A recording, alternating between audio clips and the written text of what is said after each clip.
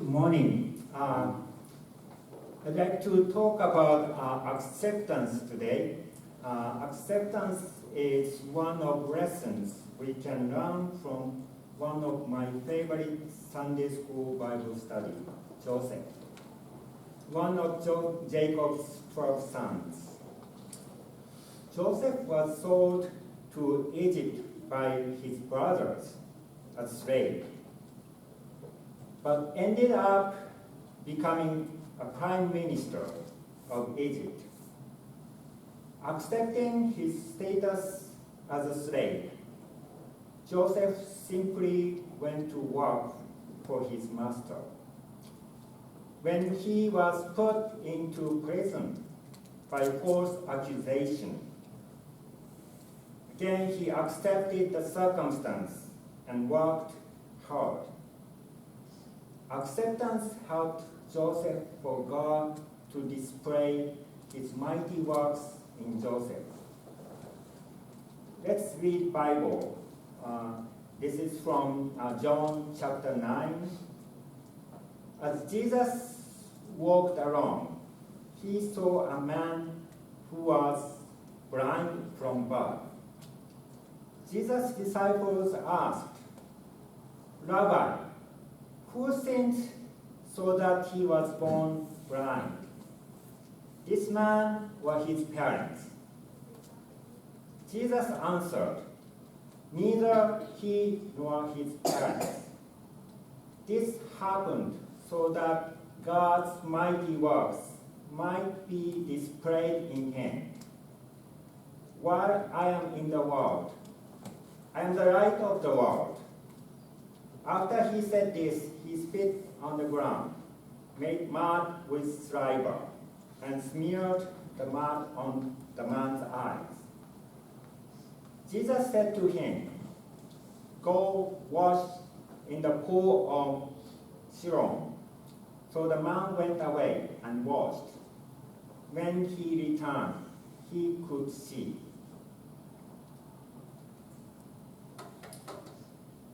What is acceptance? Acceptance in human psychology is a person's assent to the reality of a situation, recognizing a process or condition, often negative or uncomfortable situation that has already occurred, without attempting to change it or protest it. So, is acceptance a form of weakness or pushover? No. Yes, I think it's no, but many people, not many, but some people may think yes. And one more important component for life of faith, or even our faith, is forgiveness. So acceptance and forgiveness often be regarded as form of weakness. I will talk about forgiveness maybe at next time. So today I'd like to focus on acceptance. We feel happy when the people around us and the environment move according to our desire, and everything is going in a favorable direction. In reality, however, we walk through many obstacles that make us feel frustrated and wonder, why are these things happening? How do we normally react when we face unpleasant situations? Accept or resist, avoid, try to change them. So we tend to think that what favors us is good and what does not favor us bad. So we normally resist, avoid, or try to change the unpleasant situation. And acceptance is more like a Buddhist concept. So let us learn some Buddhist teachings regarding to acceptance.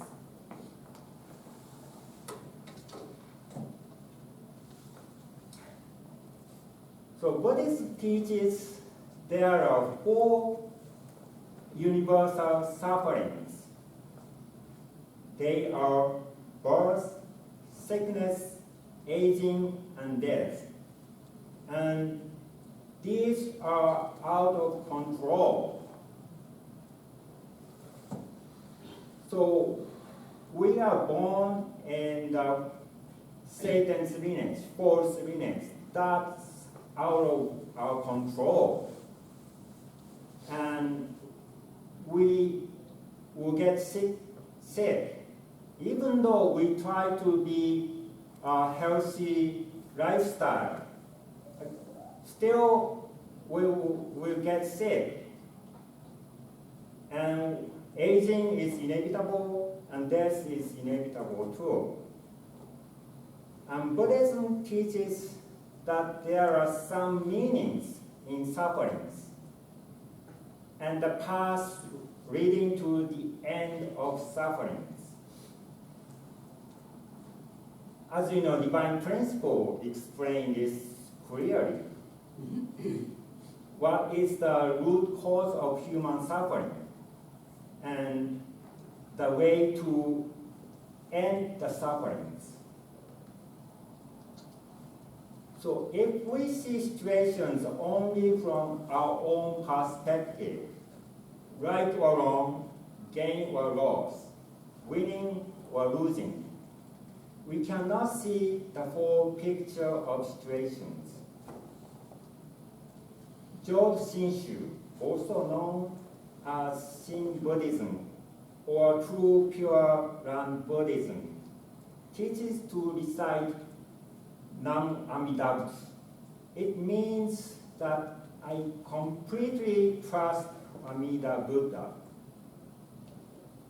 So many unfortunate events we cannot understand, but reciting Nam Amida Butsu, I completely trust higher being.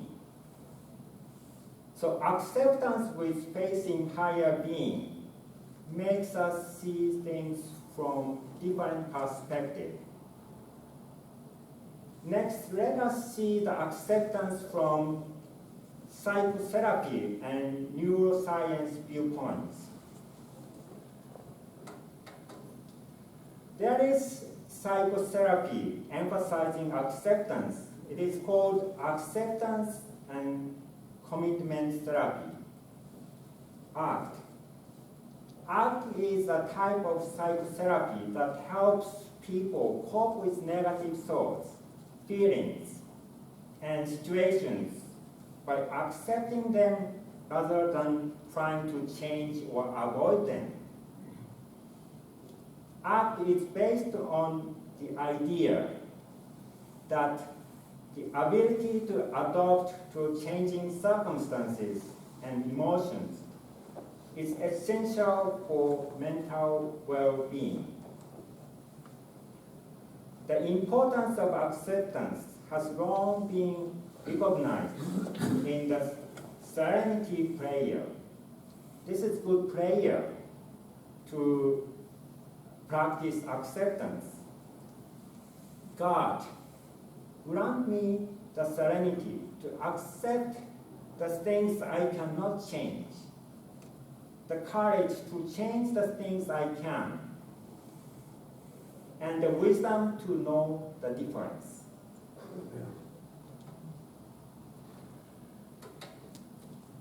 Acceptance can help us focus on the positive aspects of our life and appreciate what we have and what we can do.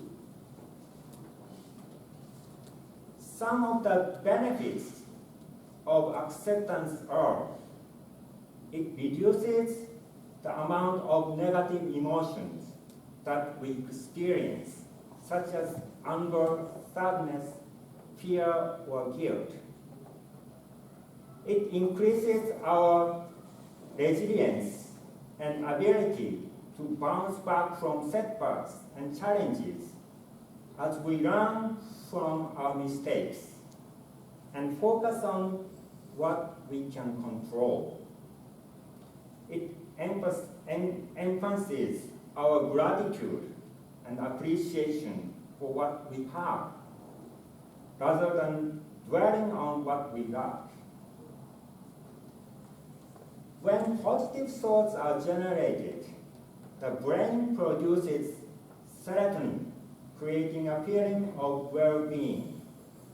When serotonin levels are normal, one feels happy, calmer, less anxious, more focused, and more emotionally stable. Lastly, I'd like to conclude with a message to young audience. There is a group of hormones called happy hormones that are responsible for producing positive emotions and feelings of happiness in the body. And serotonin is one of 4 happy hormones and is the foundation. And I can say serotonin is like for first blessing, body and mind unity, and oxytocin is for second blessing. It's called love hormone. And dopamine and endorphin are for third blessing.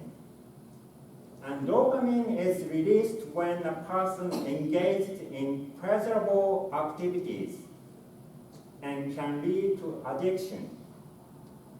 High levels of dopamine can lead to competitive, aggressive, and impulsive behavior. It can also cause anxiety, trouble sleeping, and stress. And I think young people in general have a lot of dopamine in their brain. So no wonder why young people tend to have impulsive behavior. And I think Adam and Eve also had dopamine before fall. You know, young people seek academic achievement, career, or look for their eternal partner, spouse. And they do by dopamine type of approach, which is how to make me feel good, motivated, rewarded. It's focused on myself. I'd like to introduce a story of Monkey King, which illustrates young people's characteristics and lessons from them. The Monkey King is best known as one of the main characters in the 16th century Chinese novel, Journey to the West. The Monkey King possessed many abilities, but made a lot of troubles. Monkey King was arrogant. He thought he knew everything. He could do anything. And he did not need any help from anyone, including higher beings like Buddha. Doesn't it sound like young people's characteristics? I know it because I was like that when I went to college. Luckily, I found 2 parents and my place. Buddha knew the Monkey King had a special mission. So Buddha let the monkey king do what he wants to do first. And then let him realize his place. One day Buddha challenged the monkey king if he can escape from his palm. The monkey king accepted the challenge. He thought it's easy. He leaped and flied all the way to the edge of the universe, seeing nothing there but 5 towering pillars. He believed that he had reached the end of the universe. To prove his trail, he marked a pillar with a phrase, declaring himself the great stage equal to heaven. It's showing his arrogance. He then leaped back and returned to Buddha's palm to claim his victory in winning the challenge. Then he found that the 5 pillars were fingers of the Buddha's hand. Later, the Monkey King helped Tang Dynasty Buddhist monk to travel to India to obtain Buddhist holy scriptures.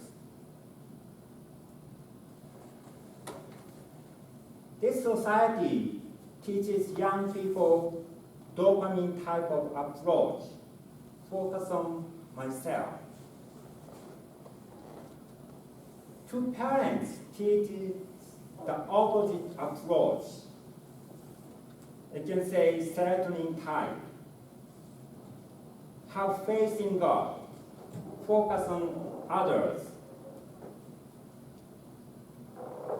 Manage oneself before managing the universe. Purify our motivation to selfless. Devote your utmost effort. Wait for the outcome and accept the outcome as God's work. These are lessons I learned from two parents' work and experiences of fundraising. When I did fundraising, I set the goal like how businesses do. Like make this amount of money this day. If I focused on the number, it did not work well. I got more rejections. On the other hand, if I focused on the purpose of fundraising, which was serving people in the assigned area, it went well. So the fundraising was a training to reflect and purify my motivation. The attitude devote the utmost effort, wait for the outcome, and accept the outcome as God's works can apply to many situations in our life. During the fundraising, we will receive many rejections. And at that time, we appreciate those who buy our product, and we don't like those who reject us. But looking back and reflecting, which one helped us to grow up? It is those who reject us, because they make us reflect our motivation. So when we see that, we can feel appreciation even those who reject us. So this is conclusion. Accept that we are in God's hands. And dopamine type of approach, focusing on myself, makes us blind to see God's mighty works. Acceptance helps us see God's mighty works. And we should purify our motivation and find a place for journey to Cheonryuk. Let us pray. Dear Heavenly Parent, thank you for this time to gather here and worship Heavenly Parent and have the moment we reflect ourselves and try to connect you. Heavenly Parent, all of us are in your hand of God. But many times we try to escape, ignore your love, especially young people. They have so much abilities and ambitions and confidence to themselves. And they may feel they don't need any help from Heavenly Parent. But Heavenly Parent will find a place when we accept we are in your hand. And we will find a place, right place in our life. So Heavenly Parent, let us find our place. We are in the journey to Cheonryuk. True Mother is leading us.